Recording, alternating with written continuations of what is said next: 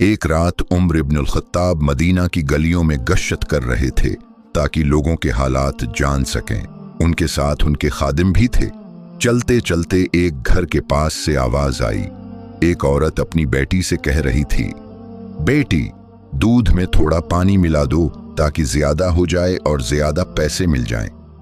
लड़की ने फौरन जवाब दिया, अम्मी, ऐसा ना करें, ये धोखा है। माँ ने कहा, रात का वक्त है, अमीराल मोमिनीन उमर रजी अल्लाह अन्हा कहाँ देख रहे हैं, किसी को पता नहीं चलेगा। ये सुनकर लड़की ने ऐसी बात कही कि सुनने वाले हैरान रह गए। उसने कहा, अगर हजरत उमर रजी अल्लाह अन्हा नहीं देख रहे तो मेरा अल्लाह तो देख रहा है, मैं धोखा नहीं दूंगी। बाहर खड़े हजरत उमर रजी अल्लाह अन्हा ये सब सुन रहे थे।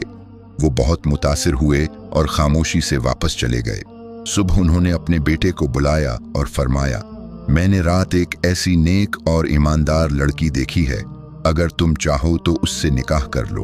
बाद में उसी नेक लड़की की औलाद में एक अजीम हुक्मरान पैदा हुआ जिन्हें लोग उमर इब्न अब्द अल अजीज के नाम से जानते हैं, जो इंसाफ और दीनदारी की वजह से बहुत मशहूर हुए।